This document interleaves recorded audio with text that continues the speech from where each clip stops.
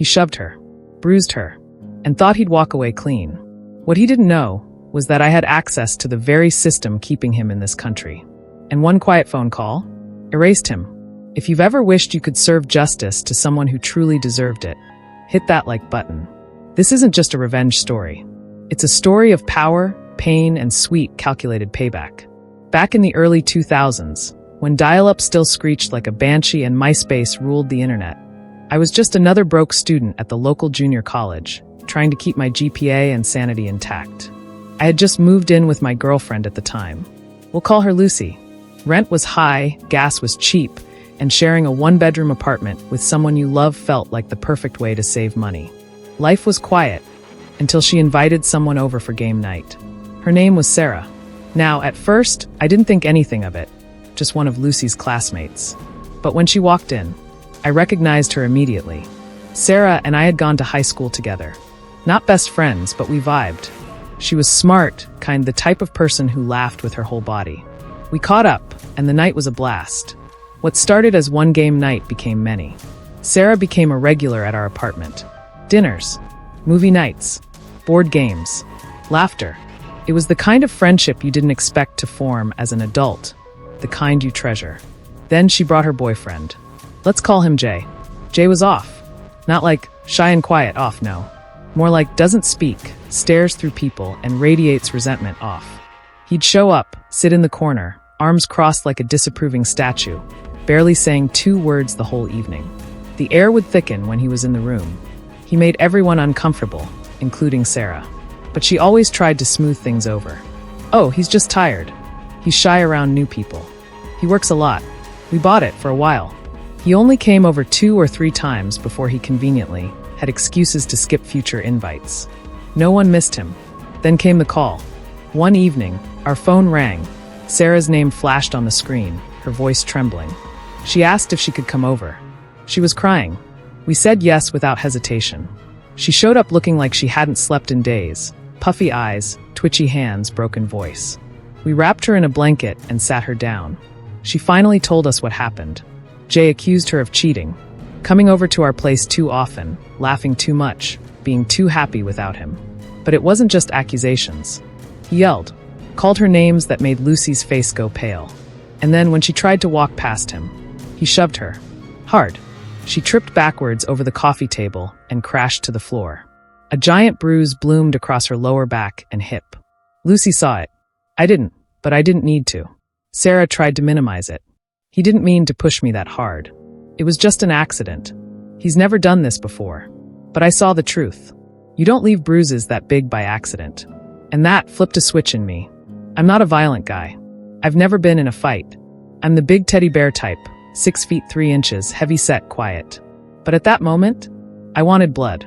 Not fists. Not yelling. I wanted something worse. Something permanent. At the time, I was working part-time as a student employee in the college's administration building. I helped with enrollment, class records, fee management. That job came with something very dangerous in the wrong hands. Access. Every student's full profile. Class schedules. Billing information. Student ID numbers. All just a few clicks away. And Jay, he was enrolled at our school. He was also a foreign student. And in our college system, if you weren't enrolled in a minimum number of credits, you were no longer eligible to stay in the country. You see where this is going. The deadline to drop or add classes without penalty was coming up. After that day, any schedule changes required special approval or came with financial and academic consequences. So I logged in, pulled up Jay's record. There he was, a full course load, all clear. And then, I dismantled him. First, I dropped every single one of his classes. Not just removed him from school. I took him down to 0 credits. Just an empty semester. Then, just for good measure, I re-enrolled him in a bunch of random courses that all carried extra fees. Art classes with studio charges. Lab science classes with equipment costs. Stuff that would rack up hundreds of dollars in unnecessary debt. Why? Because at our school, if you owed fees or had no enrolled credits, you couldn't get your transcripts, couldn't transfer, couldn't get documents proving you were still a student. And if you tried to fix it, it was already too late. The deadline had passed. One anonymous call. That's all it took. The following week, Sarah told us what happened.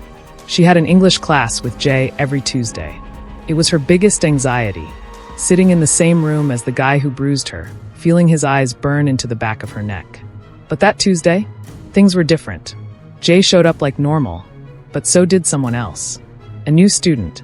There weren't enough seats in the class. The teacher paused, checked the official roster, then started calling names. Jay's name wasn't on the list. He tried to argue, of course. Said he was definitely enrolled. Demanded she double-check. But the teacher just pointed at the roster and said, "If your name's not here, you're not in this class." Sarah watched him gather his things and storm out. She never saw him again. I didn't look at his profile for a while after that. Didn't want anything tracing back to me. But months later, I peeked. All the classes with extra fees were gone. His whole schedule was blank. No transcript requests. No re-enrollment. He was just gone. Did he get kicked out of school? Maybe. Did he get deported? Possibly. I'll never know for sure. But what I do know is that Sarah never had to see him again. And that's all I want. Sometimes I wonder if I went too far. But then I remember the look on Sarah's face, the bruise on her back, and I think, no, he deserved worse. You mess with my friends, you deal with me. If that revenge gave you chills, hit that like button and let me know in the comments. What's the most satisfying justice you've ever seen? And if you want more stories where karma comes dressed in digital armor, subscribe and stay tuned. We've got more fire coming your way.